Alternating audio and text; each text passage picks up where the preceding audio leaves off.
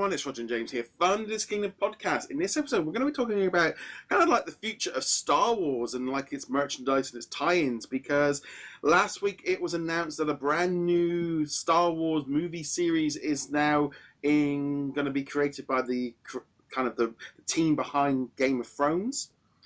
We've also got a new trilogy based on the director who did The Last Jedi. He's got his own trilogy now currently in production. We've got Last Jedi, we've got the episode 9 coming out next year.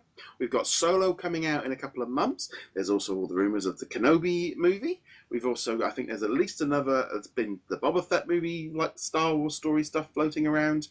And there's also going to be a new series coming to the Disney streaming series system as well. So let's just say at this precise minute, we've got what? 3, 6, at least 8 to 9 Star Wars movies currently set to be released at some point in the future, plus this TV series. That's a lot.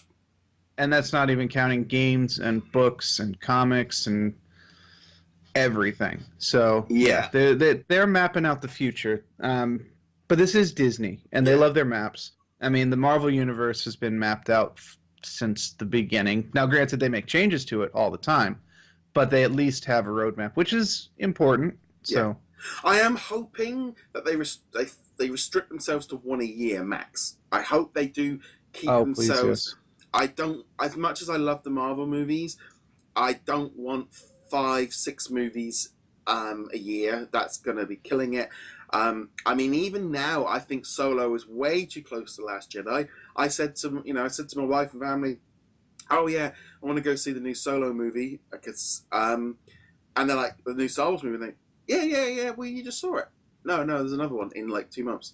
What do you mean another one? They in their heads, they're still advertising it at the cinema. It's like we're not ready for another one.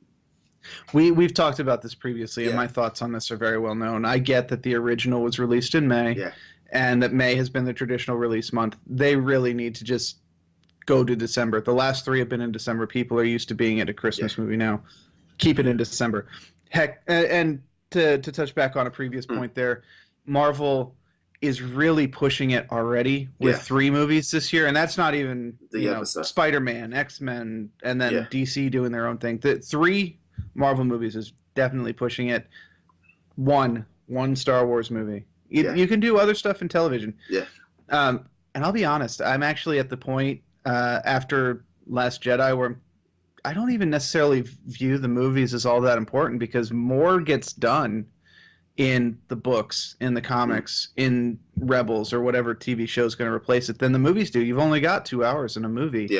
Whereas the shows, Rebels is on season 4 at 20-something episodes a season. That's a lot more content. Yeah, I mean, something like that. I remember reading the Phasma book on holiday last year.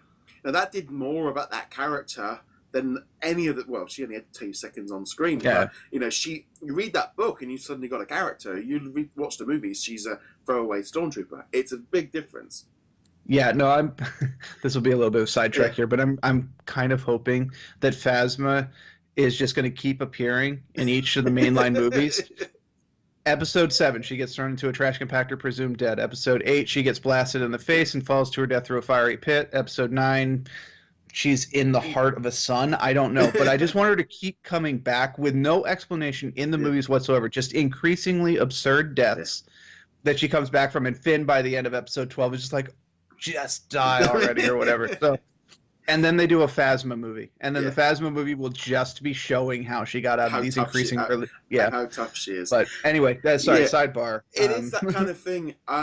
You think of like the merchandise kind of side of things to this. The books, the movies, the comic books, the toys, games.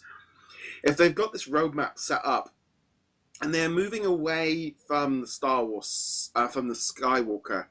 I know the Rian Johnson one is not Skywalker related. We don't know what this Game of Thrones one's going to be. Could be entirely different. I think they're just realizing that they've got this galaxy full of characters, full of things that they can do, and they don't have to tie everything in with the Skywalkers. And there's also the kind of thing, you have a galaxy full of planets of people and aliens and stuff. this one family seems to control everything. See, everyone talks about the Skywalkers, but to me, it's C-3PO and R2-D2. Yeah. The guys who show up in everything. They're probably going to cameo in Han Solo somehow. I don't know how, but they're going to be there because they are apparently everywhere, literally everywhere. They're multi-dimensional beings that appear in multiple locations at a time.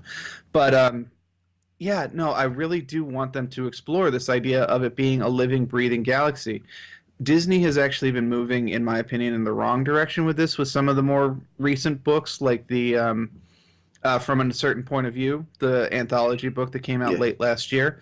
They tied in everything to everybody. It's like, heck, even the Dianaga, the monster that's in the trash compactor in episode 4, turns out to be like a super important character from. It's force sensitive. It's like, why? Why is this force sensitive? And then TK4. Sorry, this is going to be spoilers because it annoys me so much. TK421 turns out to be the lover of Grand Moff Tarkin. Now, I don't care that they're lovers. I care that, like, why does it have to be TK421, the only named stormtrooper in the entire series? And it's like, why? There are literally millions of them on the Death Star. Why is it that one? Yeah. It's that kind of thing, isn't it? I do think in some ways that by going down this line, we're going to see a lot more different characters. But I also think they've got to be careful because, I mean, we're going to have an episode this week where we're going to be talking about Hasbro's problems with the toys and stuff and what's going on.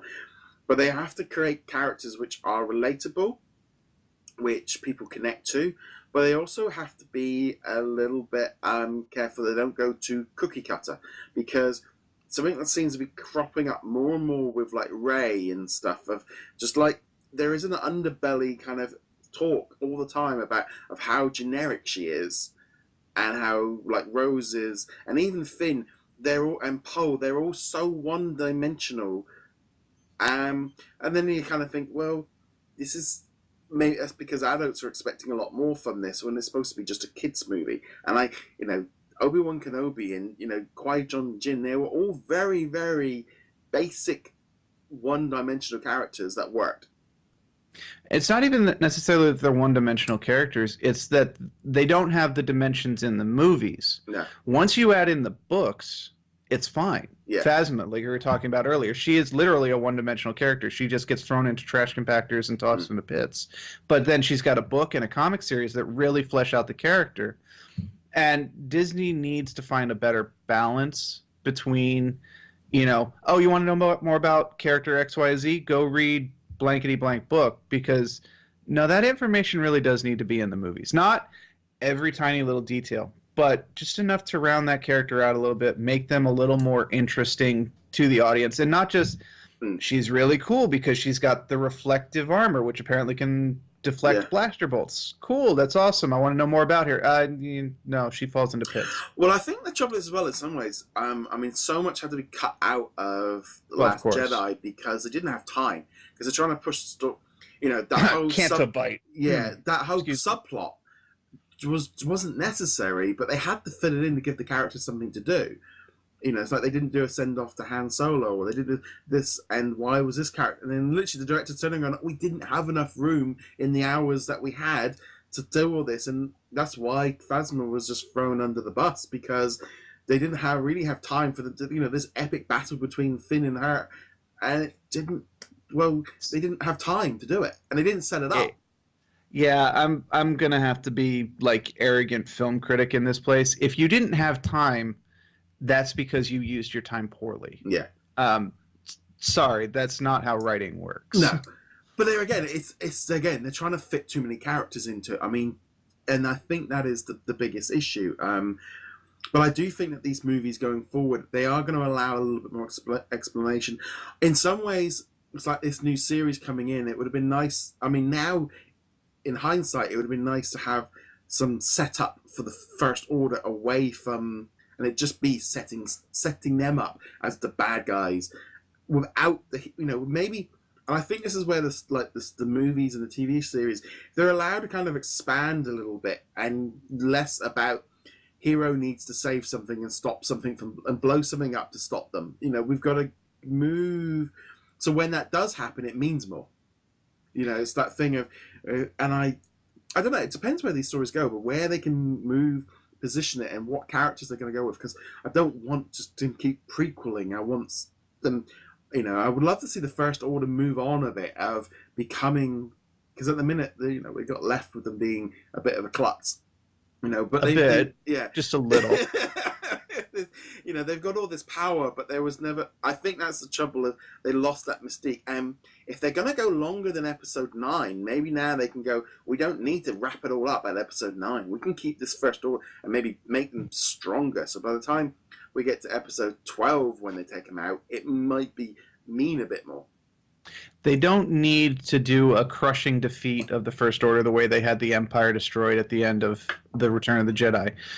They do need a victory at the end of episode 9 for the Resistance, like a spark of hope or whatever the heck they're going to call it. But they can definitely have the First Order be a consistent enemy moving forward. But we'll have to wait and see what they're planning on doing with that. It's definitely, I think it's gonna set everything up for a lot longer. And I feel like, if we're going to have new characters, new vehicles, but at the same time, it's that weird thing. They've got to keep everything similar, but at the same time, they've got to change things like the Millennium Falcon for Solo. They've having to change. The only reason they've changed the ship shape is to sell more merchandise. That's the bottom line. They've changed it and put the block in the middle is now there because they know that they need to make. Because kids are going to go, well, that Millennium Falcon's the same as that Millennium Falcon. I don't need another one. Well, that one's different. Oh, now I need it. So, how do you sell another $800 Lego Millennium Falcon? You add another 1,000 pieces right in the little wedge. This is the Stormtrooper problem, and this is not a Disney thing. If you go back to the original trilogy and the prequels, there's a new Stormtrooper or Clone Trooper type every 10 minutes, and they only appear for 10 seconds. But yeah, this is why you get like the Executioners from Last Jedi, or Shore Troopers and Death Troopers in Rogue One. It's in universe in the it's like, yes, we have enough people that we can specialize. I mean, if you look at any armed forces, there's the artillery people, there's the ground pounders, there's the airborne, et cetera, et cetera. So it makes sense. But yes, at the end of the day, it's so they can sell you toys that look slightly different from each other. That was the whole point of why they did so much stuff. That's why every time there's a movie, they change all their costumes so they could have got new variants. The trouble is, I think some of it went a little bit over the top, and people haven't, which we're going to talk about later. But I just think, as a whole, going forward, as far as like us looking out towards merchandise and connections and we're going to have a refresh. We're going to have a brand new refresh year in, year out. Sometimes it's going to be longer than others. Maybe it might be a year to 18 months between refreshes. But it's the Star Wars is going to be this franchise and characters are just going to keep getting bigger and bigger and bigger. And they're going to keep going back to the original and boosting them up as well. Well, of course. Yes. I mean, that is the cash cow. And Disney is fully aware that the real money is in the original trilogy. Now they control the new trilogy and the trilogies going forward, whatever is being done by the Game of Thrones guys, whatever's being done by Rian Johnson. But the real money is Luke Skywalker, Leia, Han Solo, Chewbacca, etc. I mean, let's be honest. Some Vader movies would be great to kind of. That's where they need to go. Because at the end of the day, you can make Vader and you can set it all in between 3 and 4, and if you don't integrate any of the humans and just have aliens and Vader doing jobs and stuff for the Emperor, it's not gonna date, it's not gonna age the same way.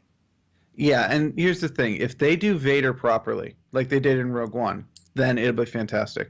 But they have to be very, very careful with the character.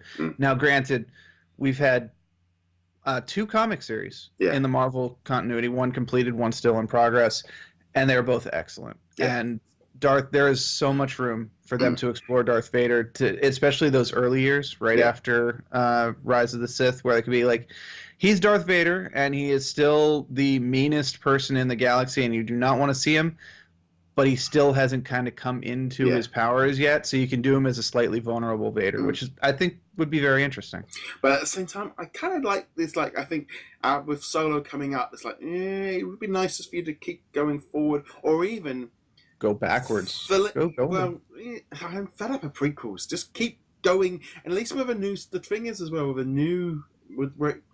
episode 8 and episode 9, we don't know where it's going because it's new. The trouble with prequels is everything's a predetermined spot, so you know who makes it and who doesn't, and it at least sorry, go ahead. Episode 7, major death, we didn't see coming because they weren't tied into this character's got to make it, and this character's like they do in the comic books, where you're going, well, we know you're all going to make it. Well, but see, the thing is, and what really kind of works really well for Star Wars is you can do something like Rogue One. Yeah. Yes, we knew where it was going to end. We knew where the story was going to end, but none of the characters in it we had any idea. Because, and this is the thing we've got going on with Rebels at right this moment. We know Hera is going to survive. We know she survives because she's referenced in Rogue One and she's appeared like on Hoth base in the comic series. But Sabine, Ezra, Kanan, even Zeb, we have no idea what's going to happen to any of them, but it's still technically in prequel territory. Yeah. And this is the other thing. If you do something between episode 7 and 8, it would have to be, between 6 and 7, it would have to be with new characters. You can't use, you could use Chewie, and you can use the droids, but you can't use Luke, you can't use Leia, you can't use Han.